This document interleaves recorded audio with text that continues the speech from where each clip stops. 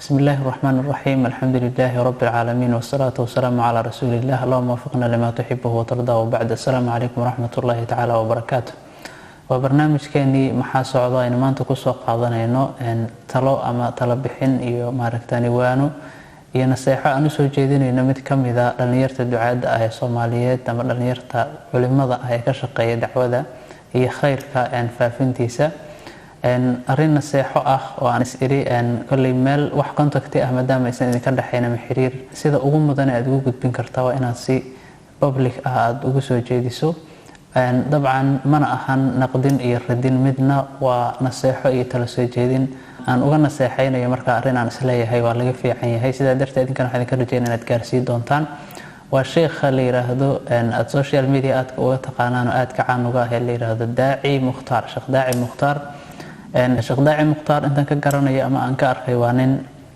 khayrka faafiya oo lagu bartay faafinta khayrka iyo dacwada maaragtaanay inuu ka shaqeeyo nin aanu arkay inuu kamid yahay culimada jamaacada tabliiq waa nin aanu arkay inuu yahay nin uun cilmi intii marka uu sheego ama ku filan leh dadka qaar laga yaabo inay ku dhalina uu cilmi yar yahay laakiin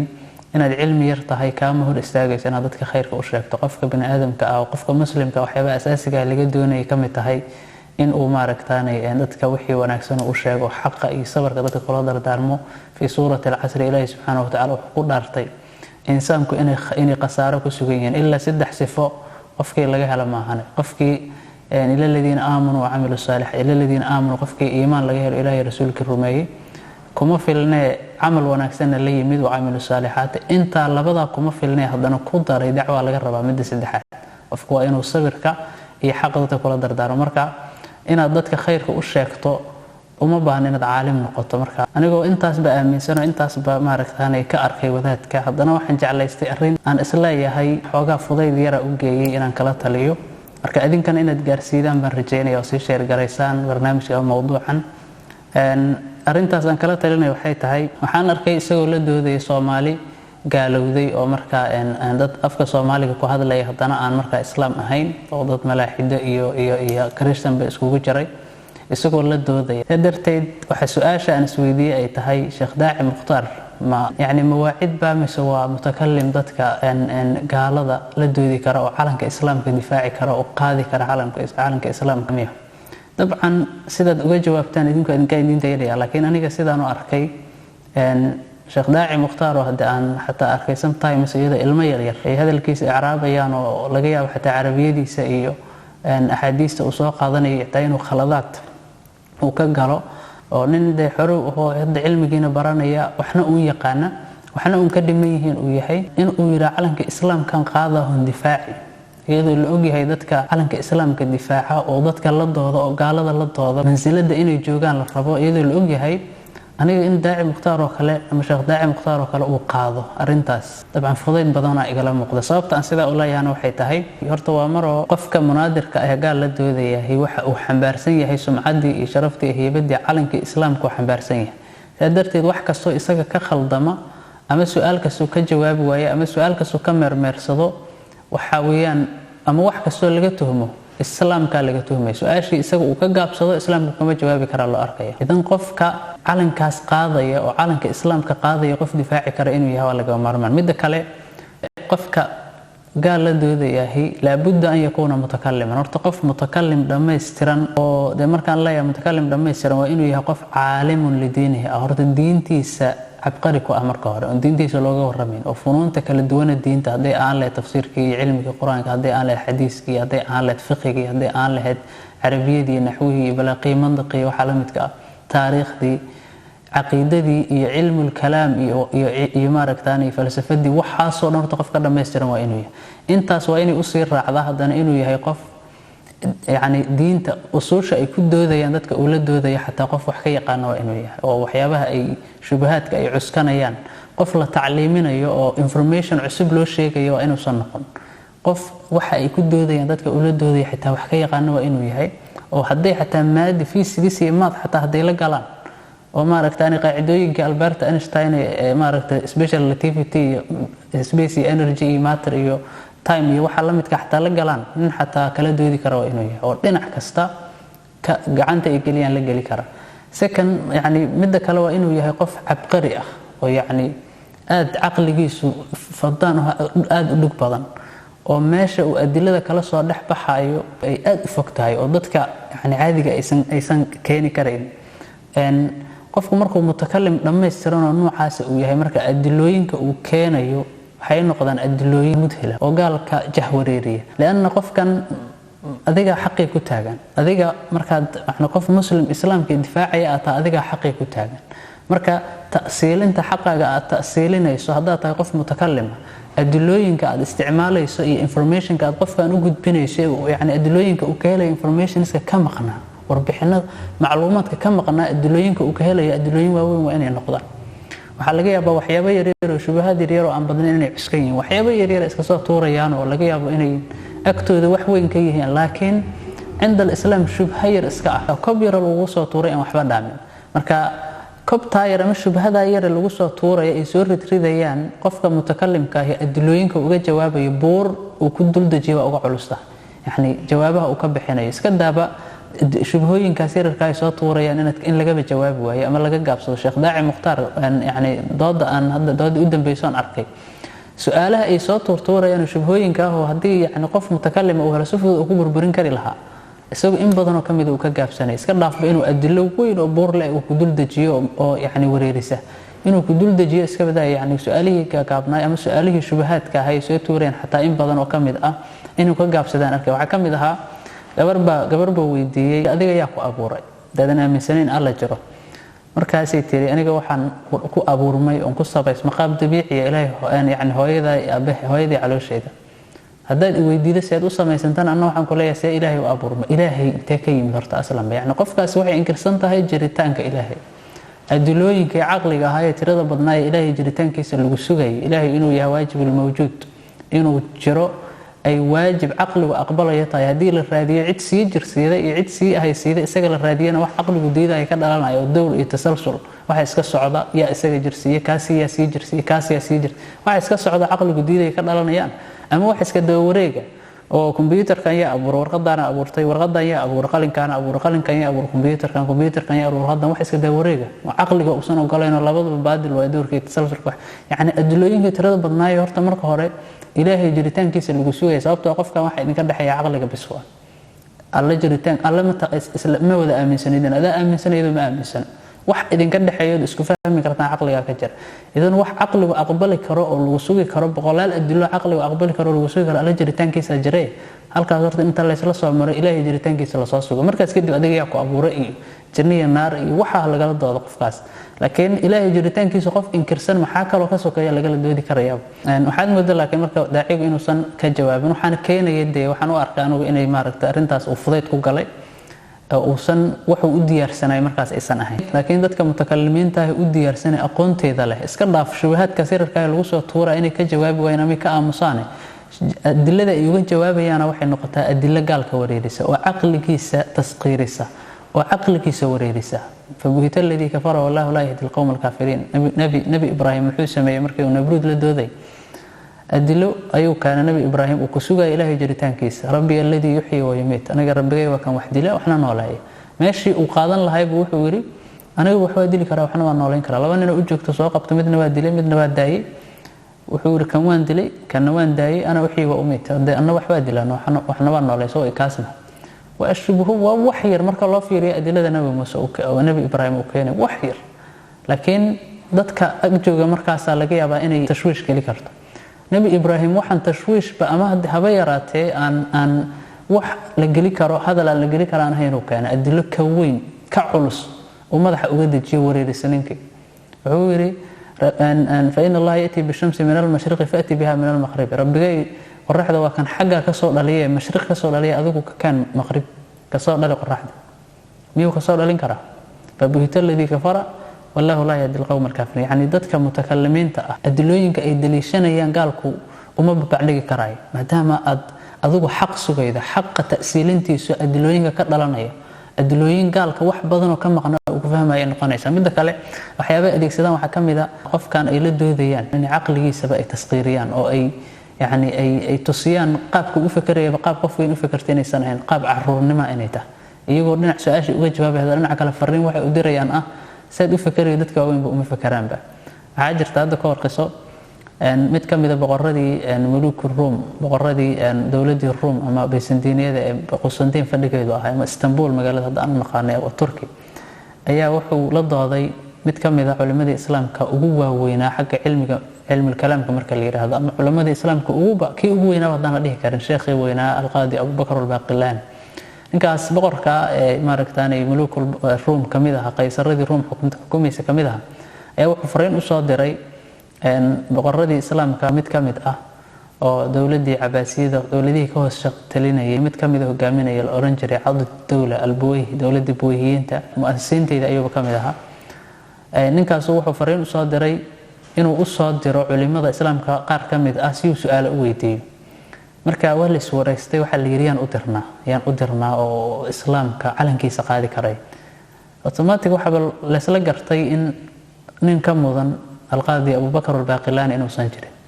yani fiiri marka gaal lala doodayo oo majaal in gaal lala doodo ay xaaladu taagan tahay oo diinta islaamka iyo shu'uunteeda lagala doodo Abu Bakr al-Baqillani oo kala calanka islaamka loo dhiibay man huwa Abu Bakr al-Baqillani shakhsi iska caadi miya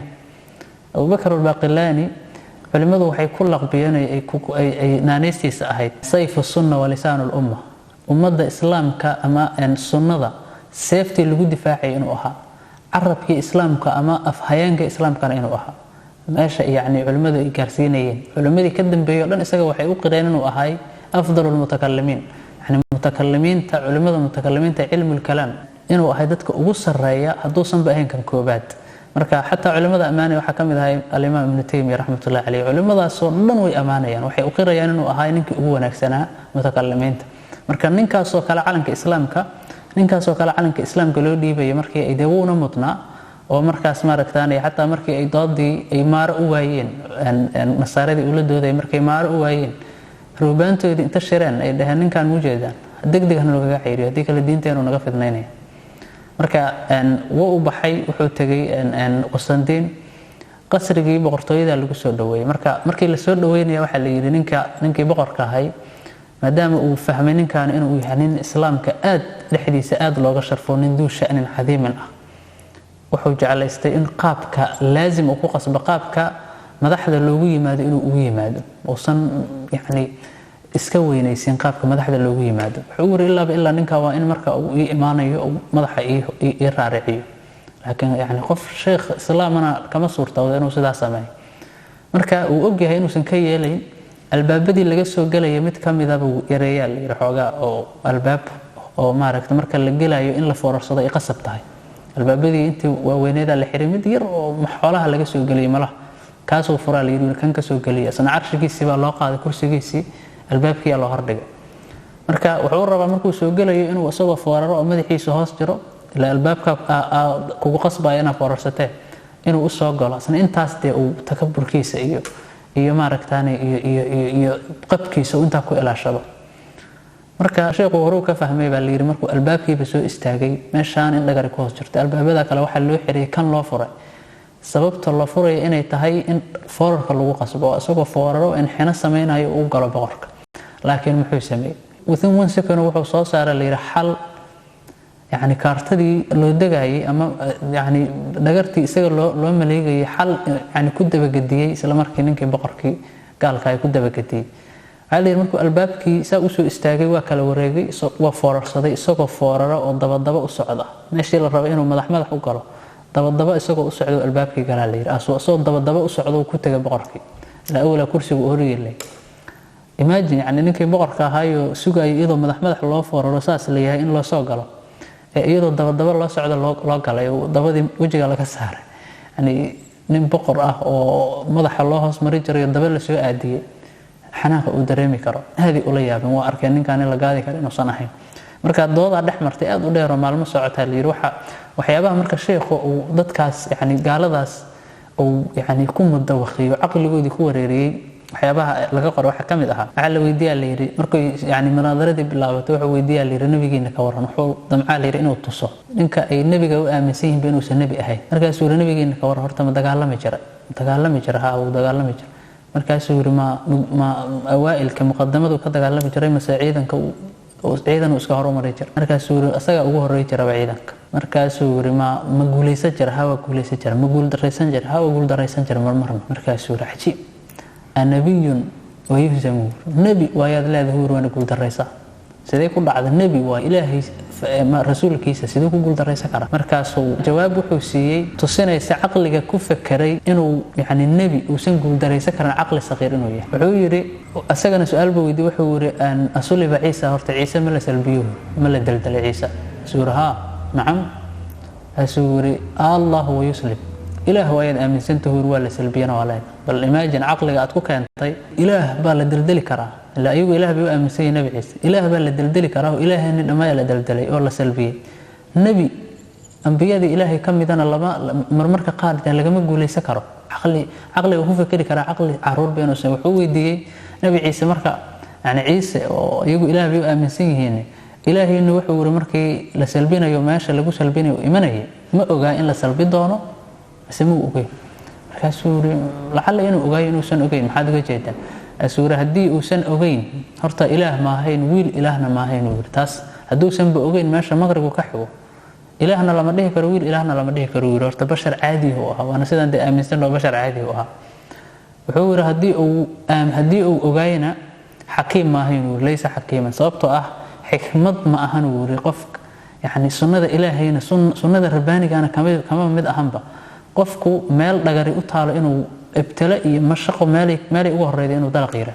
xikmad ka dambeeyda ma jirto in isagoo og meeshaas in lagu dhibaateyn doono inuu inta galo hadana uu yiraahdo waa soo laabo oo arsa doono